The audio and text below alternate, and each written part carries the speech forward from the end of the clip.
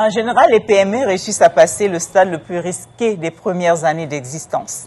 Elles comptent quelques collaborateurs et des collaboratrices et génèrent des revenus, mais rencontrent des difficultés pour leur croissance. Ces PME ont besoin d'être accompagnées pour passer à l'étape supérieure. L'enjeu est à la fois d'activer les leviers de croissance de ces entreprises et de les rendre plus résilientes et compétitives. Et c'est justement l'ambition du programme Entrepreneur d'Enabel. Merci de recevoir avec moi Ouseinatou Diallo, experte en appui aux PME, pour en savoir plus. Bonjour Ouseinatou. Bonjour Khadija. Ouseinatou, en une phrase, comment vous vous définissez? Alors, Ouseinatou, c'est avant tout d'abord une épouse, une maman, qui a toujours eu cette envie d'apporter un édifice, d'impacter le développement de son pays. C'est pourquoi d'ailleurs je suis rentrée il y a quelques années maintenant pour apporter mon expérience, mon savoir-faire à mon pays, pour voir un jour ce pays se vendre à l'international et pourquoi pas dans la sous-région. On va revenir tout de suite sur votre expérience, mais dites-nous un peu par rapport à ce programme d'Enabel Entrepreneur et particulièrement celui de Score Inc. Parlez-nous un peu de ce programme. Alors, le programme Entrepreneur est l'un des premiers piliers de la coopération bilatérale entre le Royaume de Belgique et la République de Guinée. L'ambition de ce programme, c'est vraiment appuyer les entrepreneurs, les PME en croissance afin d'impacter leur croissance, leur amélioration et aussi d'améliorer l'emploi des jeunes et notamment des femmes en particulier. Pourquoi vous ciblez les PME de croissance à travers ce programme Score Inc? Alors, pour rappeler un peu, Score Inc, c'est l'un des programmes phares du programme Entrepreneur qui apporte des solutions sur mesure afin justement d'améliorer la croissance durable des entreprises. Okay. À travers ce programme, notamment Score Inc, aujourd'hui, c'est plus de 100 PME qui ont été accompagnées sur des approches vraiment ciblées. Aujourd'hui, on part sur des accompagnements d'excellence opérationnelle. On va revenir sur les critères d'éligibilité de ce programme. Je vois qu'il faut être une entreprise qui est en activité au moins depuis 3 ans, avoir 3 collaborateurs au minimum, c'est ça, et avoir un chiffre d'affaires de 100 millions, 120 millions. Est-ce qu'il y a beaucoup d'entreprises qui répondent à ces critères? Et ces critères sont vraiment à titre indicatif. L'enjeu, c'est surtout d'aller, de recruter des entreprises qui ont aujourd'hui, qu'elles soient plutôt jeunes ou matures, qui ont aujourd'hui des services et des produits à vendre. L'idée, c'est vraiment de venir les apporter cet appui technique afin d'améliorer leur positionnement sur le marché et aussi de développer, pourquoi pas pour les grandes, enfin celles qui sont plutôt matures, de développer leur stratégie commerciale et les accompagner sur la levée de fonds afin d'améliorer, d'atteindre un certain niveau qu'elles n'ont pas au départ.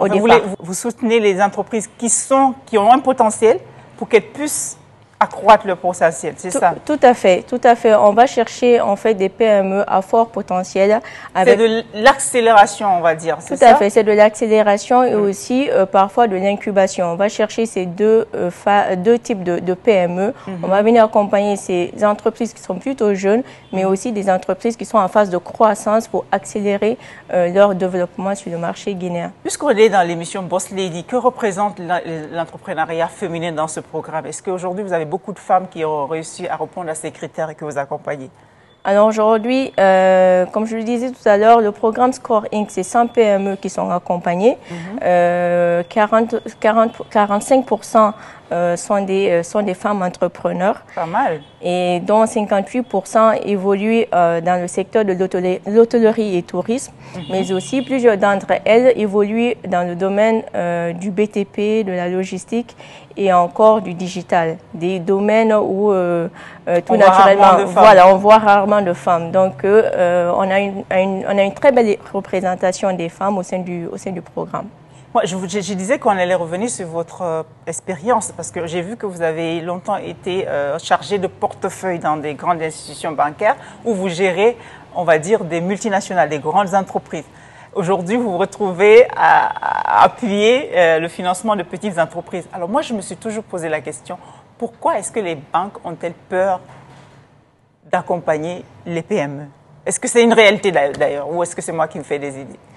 Alors, si je compare un peu de là où je viens, de là où j'ai commencé à travailler, notamment à Paris, chez BNP Paribas, aujourd'hui, on disait c'est la banque de détail qui tirait en fait le chiffre de la banque, donc notamment les professionnels des PME.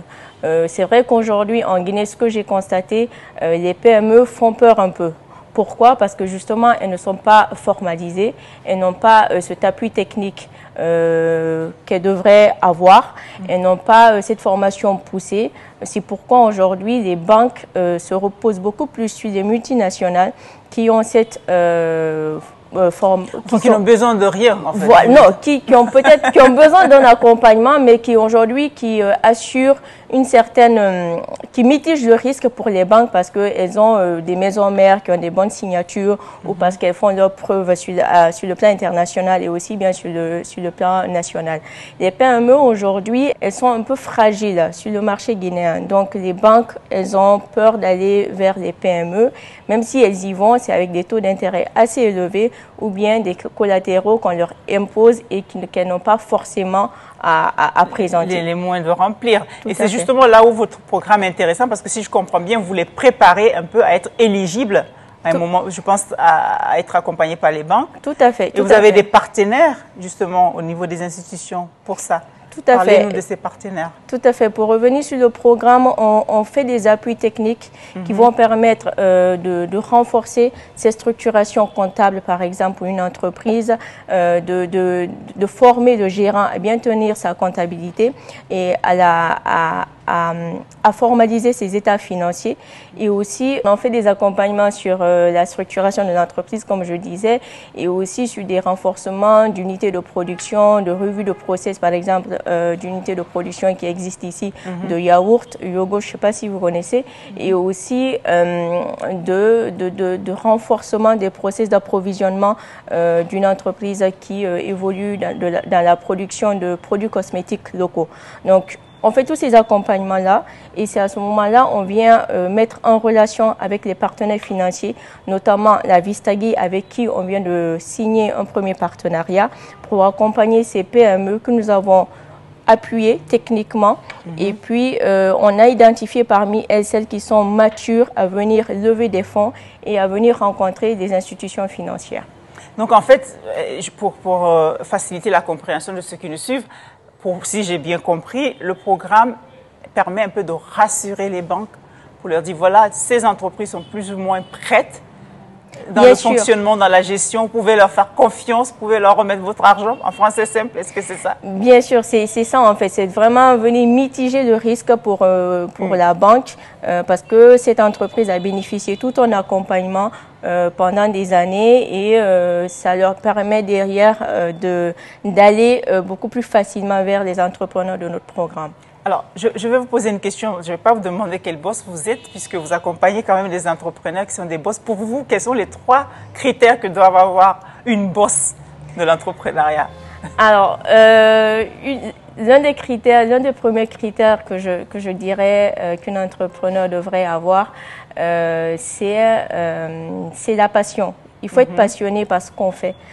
Quand on est passionné par ce qu'on fait, on donne beaucoup d'énergie pour que le business fonctionne et on inspire les collaborateurs autour de soi. Et après, le deuxième critère, il faut être humble. Parce que quand on est humble, on accepte qu'on se fasse des reproches ou bien qu'on se remet en question et qu'on essaie de corriger nos erreurs et on essaie d'apprendre de nos collaborateurs. Et on apprend beaucoup aussi de nos collaborateurs, même si on est employeur. Et le troisième? Alors, en dernier lieu, qu'est-ce que je dirais? C'est de l'audace. L'audace, pourquoi? Pour une femme notamment, il faut oser prendre des décisions, il faut oser prendre des risques, surtout dans ce monde où la femme doit se battre pour avoir cette place et aussi surtout de se maintenir et d'évoluer. Et quelle est la femme qui vous inspire, Ousseynatou? Oula, bon, comme dirait beaucoup, c'est ma maman. Oh, ces moments-là, elles sont extraordinaires. Depuis que j'ai cette émission, 99% des invités disent que c'est leur maman qui les inspire. Ben oui, c'est notre maman. Moi, c'est ma maman. C'est ma maman qui m'inspire. Et c'est beaucoup battu pour nous, pour notre éducation, pour qu'on soit bien cadré. On n'a pas forcément les meilleures études qu'on devrait avoir, mais c'est beaucoup battu pour nous. Et au-delà de ma mère, c'est vraiment toutes les femmes qui sont autour de moi, qui se battent tous les jours pour avoir cette place dans ce monde dans lequel nous évoluons, et aussi de prouver que nous méritons autant que les hommes à réussir et à gérer des activités comme eux. Justement, quelle est votre vision de ce monde-là dans lequel nous vivons?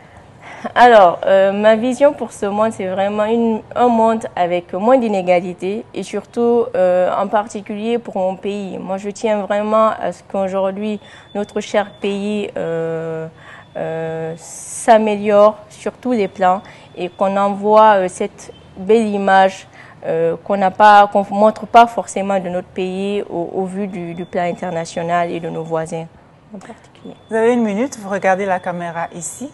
Je continue, on va bénéficier de vos conseils parce que vous avez beaucoup d'expérience. Un conseil pour toutes les femmes entrepreneurs qui nous suivent. Alors, quel conseil je dirais? Après, moi, je suis beaucoup finance. Je vais peut-être me placer sur le plan de la finance. Qu'est-ce que je dirais aux femmes entrepreneurs? Déjà, j'aime bien qu'on revendique le fait qu'on soit femme, mais qu'on arrête de se cacher derrière ce caractère de femme en disant que oui, moi je suis une femme, donc j'ai fait ci, j'ai fait ça. Non, on doit se vendre en tant qu'entrepreneur, en tant que boss, pas forcément parce qu'on est femme. Faut pas montrer aux yeux des autres parce qu'on est femme, on doit être accompagné. Et derrière, pour revenir sur le sujet de la finance, il faut vraiment avoir cette vision, construire cette vision, son business model, se projeter sur là où nous voulons être dans 3, 4, 5 ans, et s'entourer de mentors pour nous appuyer, avoir de bons conseils pour avoir des projections qui se rapprochent le plus que possible à la réalité. Merci Ousseynatou pour cet entretien. Et merci à toutes les mamans qui inspirent tous leurs enfants, parce que honnêtement, chaque fois que j'ai reçu une invitée, même un invité ici, ils nous ont dit que c'est leur maman qui les inspire. À l'occasion de ce mois de mars, je vous souhaite toutes bonnes fêtes. À très vite pour une autre bosse de l'entrepreneuriat.